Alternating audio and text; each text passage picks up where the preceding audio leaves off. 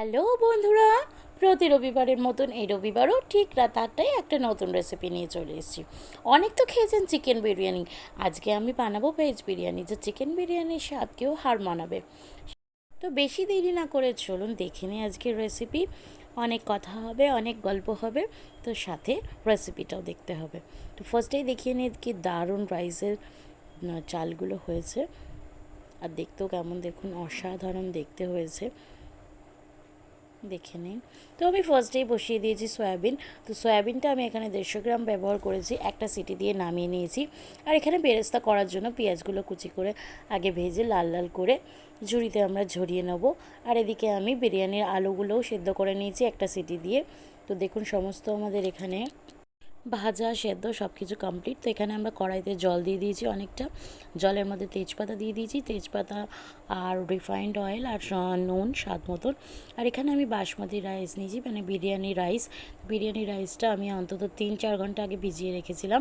তারপর ওটা ফুটতে দিলাম, আর এর মধ্যে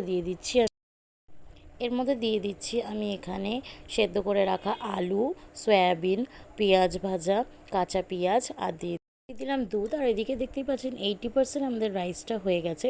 তো এবার আমরা এখানে কোট কোট করে সাজাবো। তো ওটা ফার্স্টে একদম তলায় থাকবে, তো তাই জন্য আমরা রাইসটাকে আবার দিয়ে দিচ্ছি, দিয়ে আগে একটা কোট করে নেব।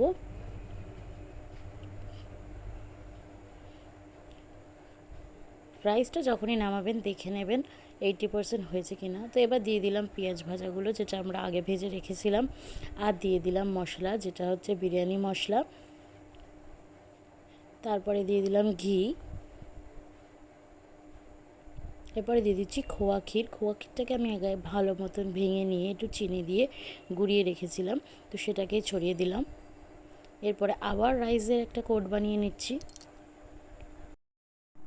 তো আপনারা যারা ফ্লেভার পছন্দ করেন তারা গোলাপ জলের পরিমাণটা, মিঠা আতরের পরিমাণটা একটু বেশি দেবেন, যারা পছন্দ করেন না তারা দেবেন না।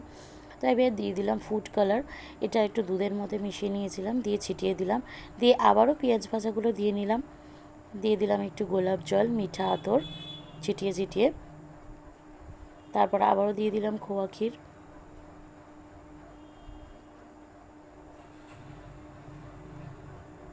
দেখুন আমি যেহেতু বেশি কালার করব না, ওই জন্য ফার্স্ট লেয়ারে খোয়াটা দিইনি। খোয়া ক্ষীরটা আমাদের দেওয়া হয়ে গেল। চিনি নুনটা আপনারা আপনাদের আন্দাজ অনুযায়ী দেবেন। আবার রাইসের একটা কোট করে নিচ্ছি, আমরা এখানে 3টে লেয়ারে কোট করব। তো এইভাবে ঘুরিয়ে ঘুরিয়ে রাইসগুলোকে দেবেন।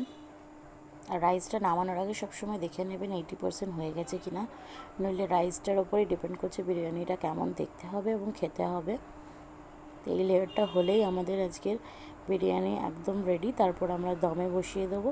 এই একইভাবে আবার দিয়ে দিলাম একটু, লাস্ট লেয়ারে একটু বেশি মতন ঘি দিয়ে দিলাম, দিয়ে পেঁয়াজটা দিয়ে দিলাম, বিরিয়ানি মশলা দিয়ে দিলাম, খোয়া ক্ষীরটা দিয়ে দিলাম, দিয়ে দমে বসিয়ে দিলাম 1 ঘন্টা মতন দমে।